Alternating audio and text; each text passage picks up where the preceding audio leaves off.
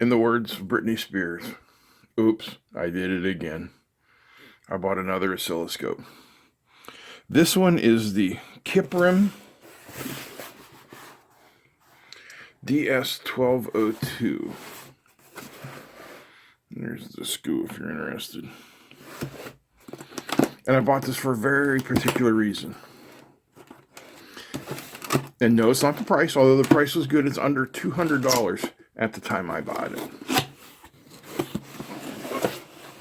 It's not super high performance. No, that's not it.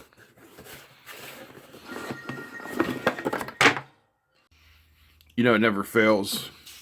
When you sit down to do something, the phone rings. And while I won't silence my phone, I turn it over. It's a Pixel. And that silences it for everybody except the people on my wait list. And the only person on my wait list is my son. So I'd rather talk to him than make a video anyway. So we gotta get down to the reason I got this scope.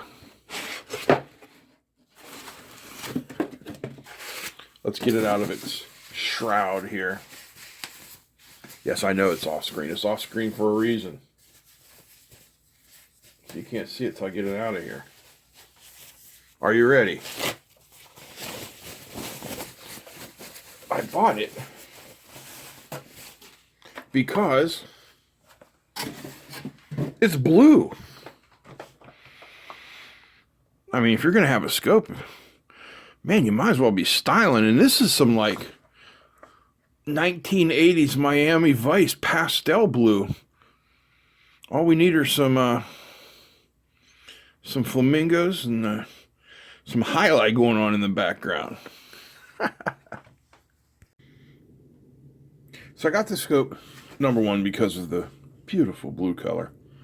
And number two, it's under $200, and I'm hoping that it is much better than the Finersi 1014D. We're going to find out.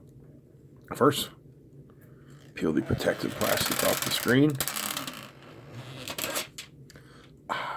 Refreshing. So, let's have a look at our probes.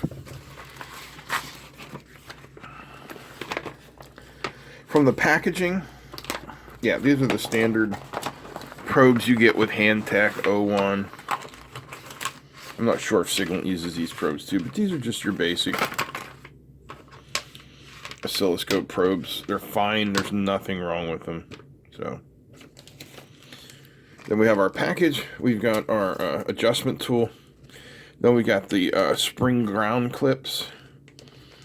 We've got these pin protectors, and we've got some color changers. So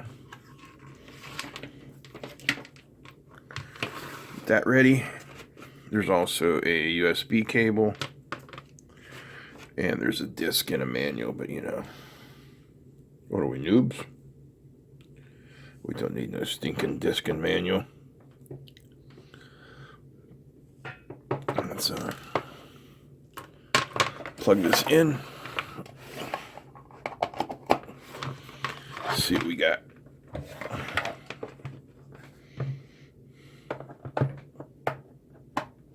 Sorry, I know I'm bumping the camera.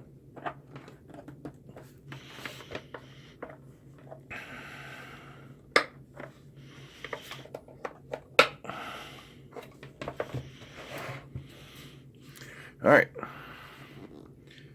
Here we go. First turn on ever.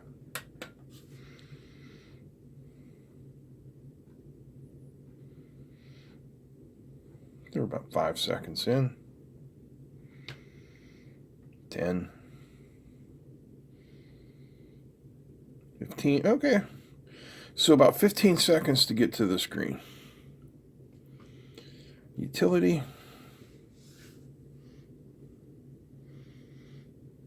Configure. Display, adjust, save, update, configure.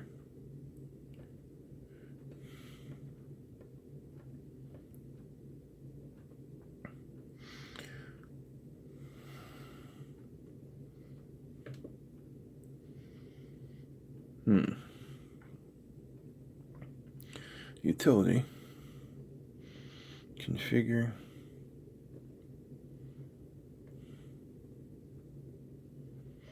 Display. Let's just configure. I can't figure out how to select it. Key lock. Okay, about. Device PC, U-disk. Okay. Configure.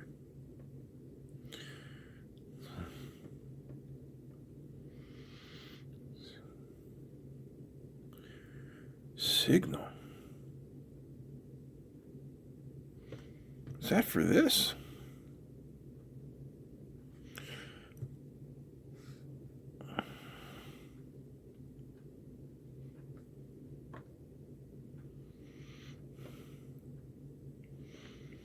Update. Save. Adjust. There we go. Self-cal is under adjust. That's what I was looking for. I knew it had to be there somewhere. Remove all probes. Press self-cal. And wait. So that's what we'll do.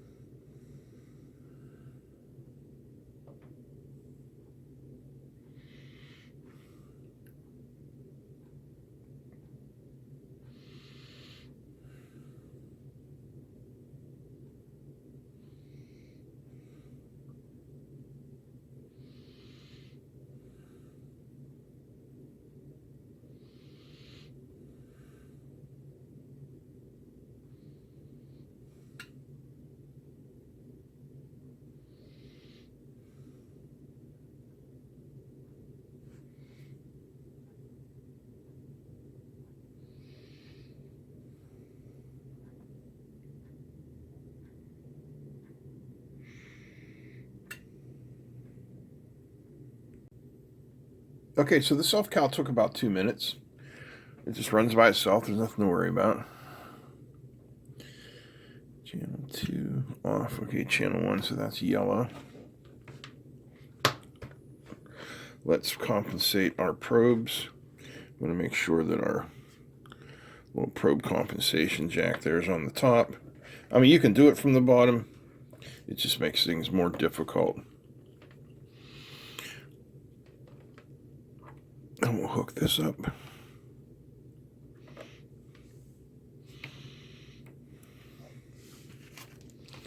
Now you can see we've got a little bit of an undershoot there. So I'm getting our probe adjustment tool out. And you definitely want to use the probe adjustment tools that come with it, because you don't want to be coupling any signal in while you're doing this.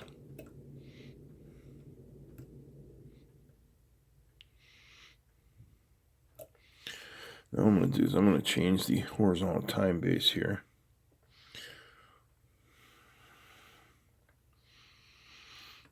Now it's going to bring it down.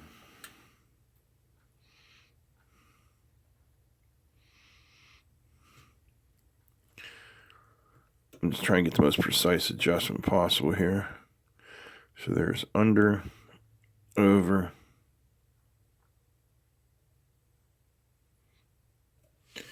That looks pretty good to me. Now what I want to see, let's go down here to utility. Function adjust.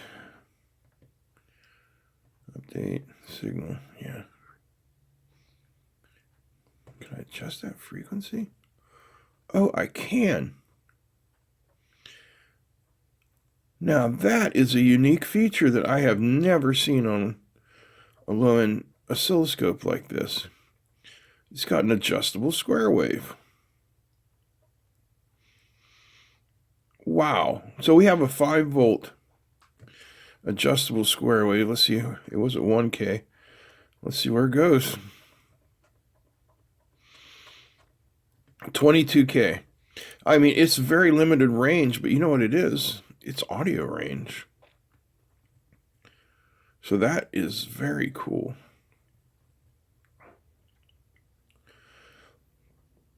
Put this back on 1 kilohertz here. Come on.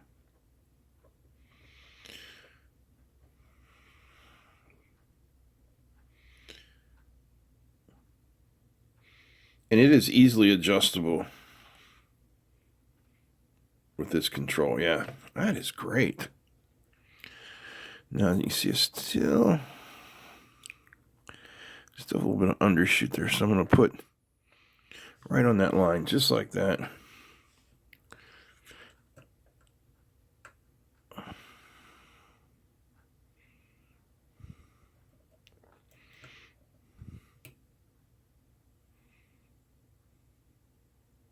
There we go. All good. All right, let's take a look at some of these other controls. So we have auto set, obviously. So we can have it on multiple, single, rising edge, falling edge. We'll just call it good for multiple. Then we've already gone through the utility menu.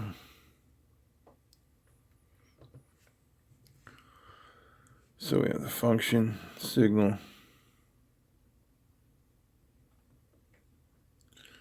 Then we have configure language, key lock, device, and about. Under display, backlight, graticule, menu time. Adjust self-cal, default, probe channel. Use probe to connect to standard signal. Oh, okay, that's just adjusting. That's what we did. Okay. Go back to utility. Save, so we can save a waveform. Update. I don't know how to do that yet. And signal. Good. Next, under measure, show channel 1. And these are all the measurements available. And we should also be able to add a channel 1. Let's say, we want frequency. And do we get it somewhere?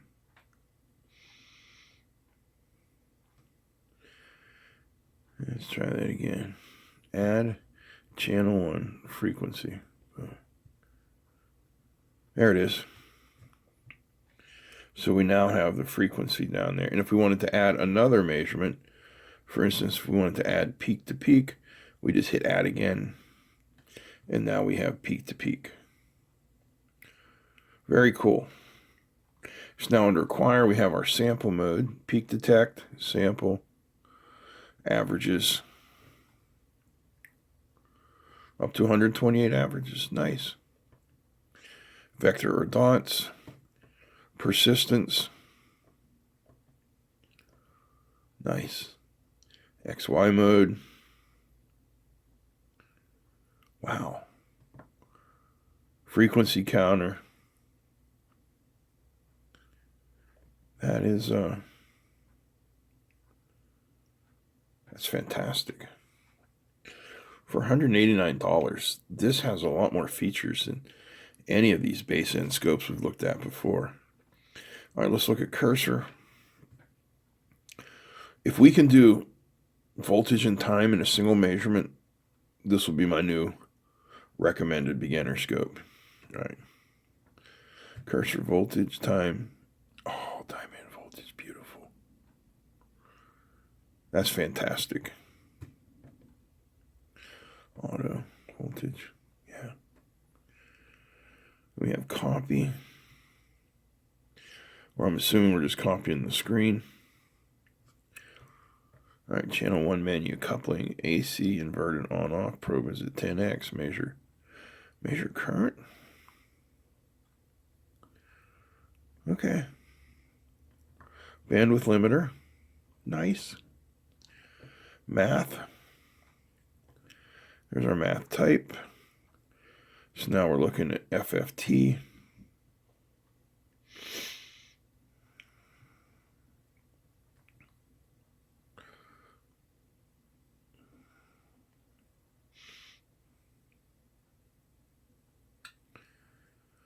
There's our FFT.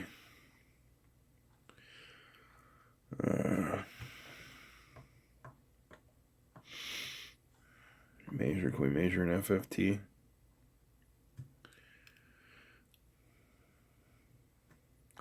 How about cursor? If we go time, window main, window extension. So, okay.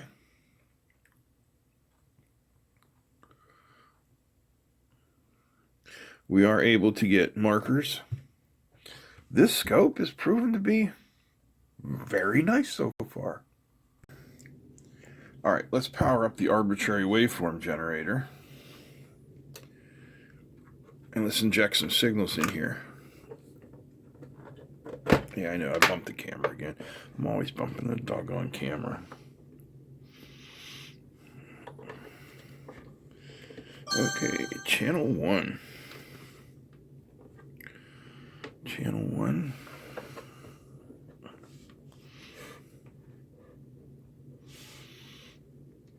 Get the old auto set. And where did I see? Under acquire, counter on. Yep. Okay, good. So, 10 kilohertz, 10 kilohertz. Frequency.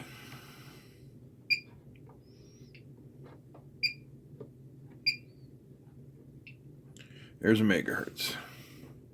To the auto set.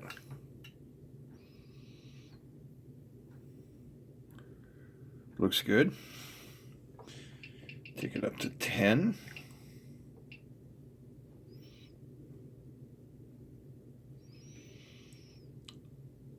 Looks good. I don't see any jitter. Here's my trigger. We'll put the trigger right at the 50% mark. Yeah.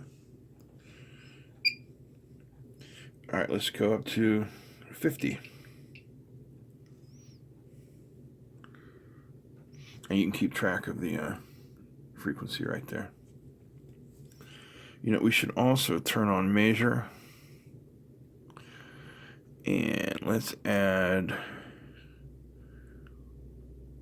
peak to peak. And let's put in RMS as well. That's the peak to peak. Okay, so that's saying 45 volts. It is not 45 volts. We have to change our probe compensation. That should be on 1. Not 10, 1. So I am outputting 5 volts here. Yeah, 5 volts peak to peak. We're getting 4.57 peak to peak. Yeah, it's going to be a little loss. Cheap, crunchy coax. So this is supposedly 120 megahertz, 1 gigasample per second. And at 50 megahertz, everything is looking beautiful. Let's turn it up to 100 megahertz. Oh, doggone it. I can only go to 80 on this thing. I'll probably go faster on a square wave. So let's go waveform. Square wave. Auto set. Yeah, my 80 megahertz square wave. Yeah, that's it. 80 is all I can get out of this. You can see we're attenuating a little bit. Let's find out where the attenuation starts. All right, that's good. Okay, so let's take this down. 1 megahertz.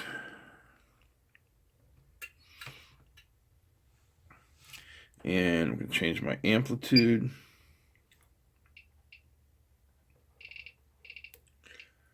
To 5 volts.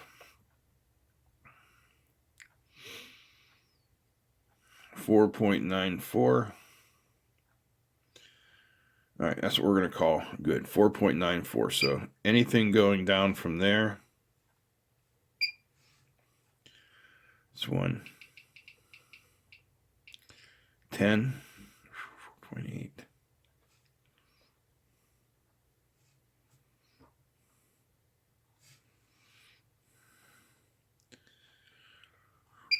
$20.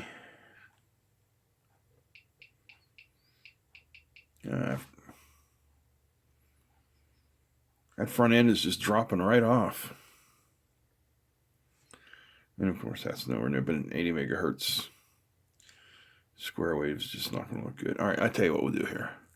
Let's change things up again. We'll go back to waveform. Square, pulse, square, sine. Okay, let's go back to the sine wave. And yeah, sine wave, good. Frequency. We're going to go 1 megahertz square wave. And I'm going to set the amplitude for 10 volts.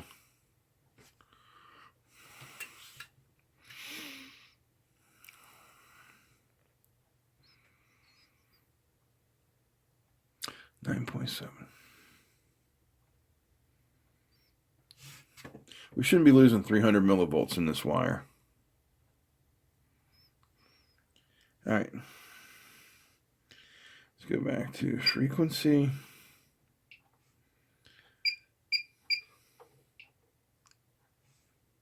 And auto set.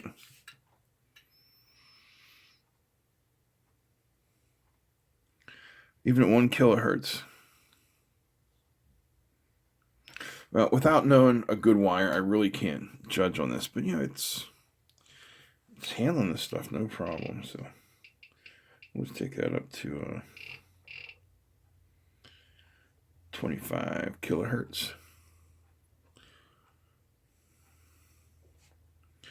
And let's go through our waveforms. Square wave, pulse, triangle,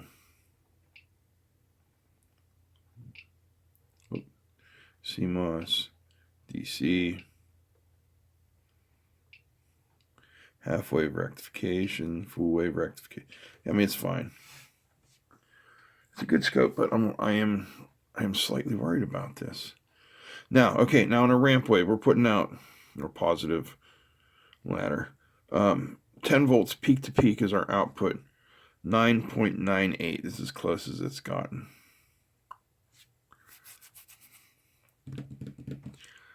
Interesting. Well,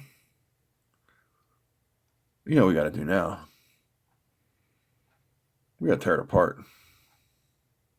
But first, let's go back to a sine wave.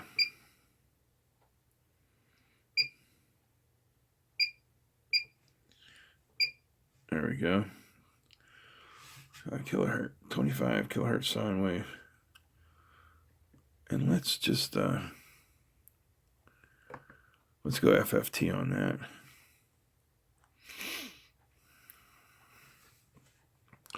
Here's our window sources: Hamming, rectangle, Blackman, Hanning, Kaiser. I don't know what a Kaiser is.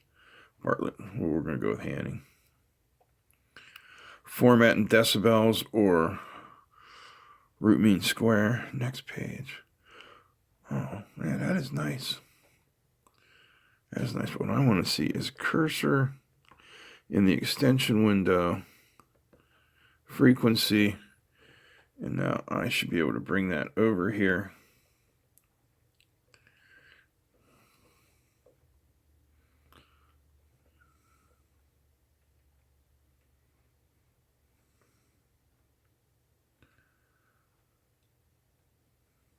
Yeah. Interesting. Okay. Let's tear it open. All right. Let's disconnect everything from it.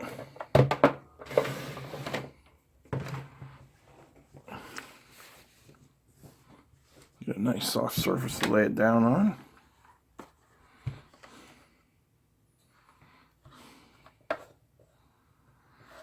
Yeah, it looks like 4 screws. Shouldn't be too bad. Somewhere here I have a screwdriver. Yep. That's too thick, of course it is.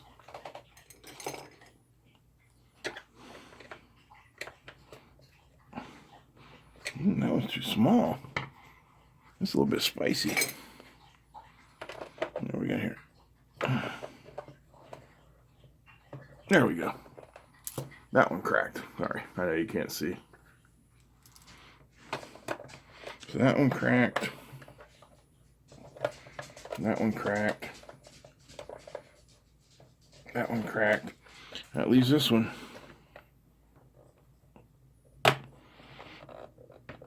There we go. And then the 2 under the handle, which are always a lot of fun to get to.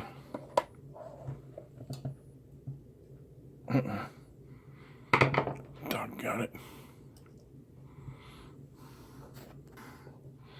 Well, it took a lot of screwdrivers and some bit switching. Oops.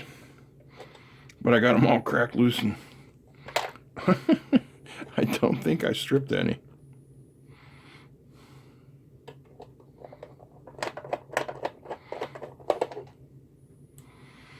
You notice a lack of a warranty void sticker on here? Me too.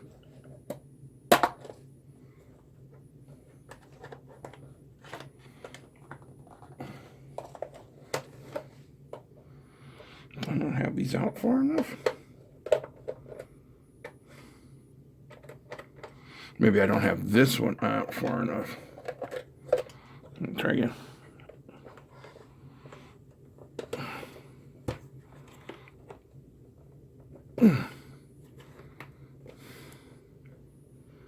Is it these rubber feet? All right, I'm going to take the screws out before I lose them all. Hang on. Yeah, those rubber feet, we're not messing around. They're serious. So inside the inside cover. Whoa! Hey, let me get this other footy out here. Okay. Who sees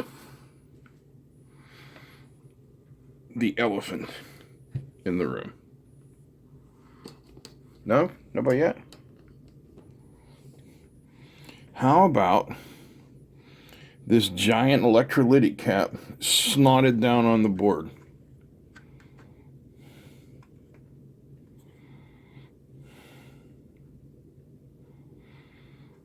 This layout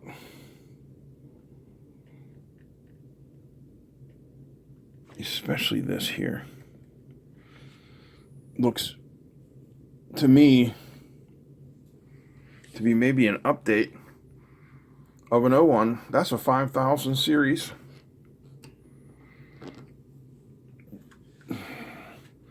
I don't know if I did a review on a 6000 series Owon scope, but this looks remarkably like it. So we've got a number of unused capacitor footprints.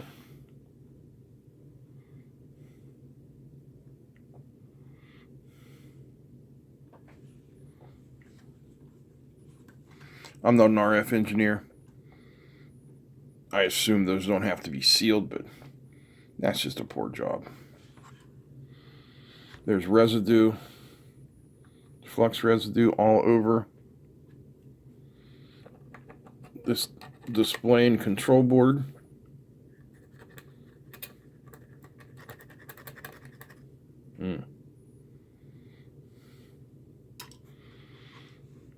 So this blue control board says 1000C_key_ HDV 1.0 2021 625.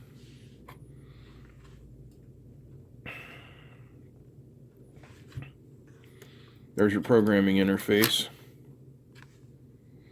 And under that cable. Alright, well, I'm going to put it back together. Hopefully.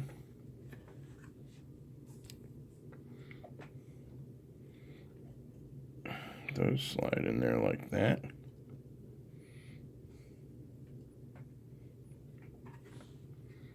Honestly, I like everything about it. I'm not going to knock him for kludging that electrolytic up there. This is probably an early rev. And it looks, I mean, it's obvious to me that they've licensed this.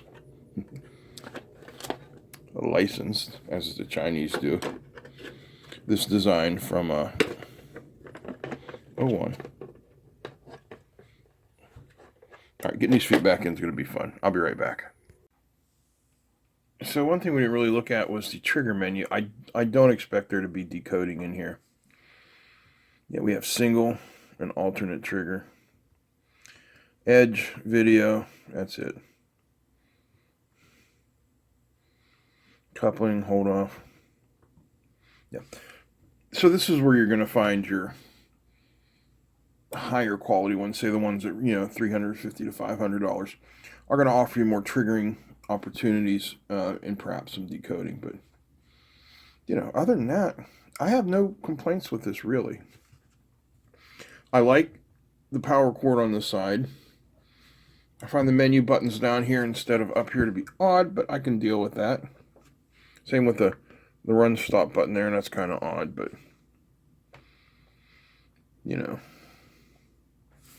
Got a force trigger button. Let's see the horizontal menu here. Oh, and that's a horizontal window. Is there not a horizontal menu? Guess not. Nope, just a window. Otherwise, like I said, I still like this a lot. Time is going to tell. But we're going to put this into standard use. In fact, I think what I'm going to do is I'm going to replace my old crusty Owon DS1202S. Because you can see it's got a little mark right there in the screen, so that makes me sad. But I bet you that will be a fine scope for somebody who needs one. Please don't send me your suggestions on who needs one. I know a place that can use it. The school STEM lab, so I'm going to be giving it to them. Alright guys, that's it. I hope you enjoyed this. If you did, give me a thumbs up. Feel free to comment, share. Don't forget to subscribe. Big thanks to all the patrons. It was patron money that purchased this. There is a link down below to the patron site. It is patreon.com/learnelectronics. I have 3 tiers, $1 a month, $5 a month, $25. Please don't do the $25. I put that in for somebody a long time ago. I just haven't removed it. $1 is fine. Helps us buy things like this. That way we can have nice things. That's it. I'm out. Peace.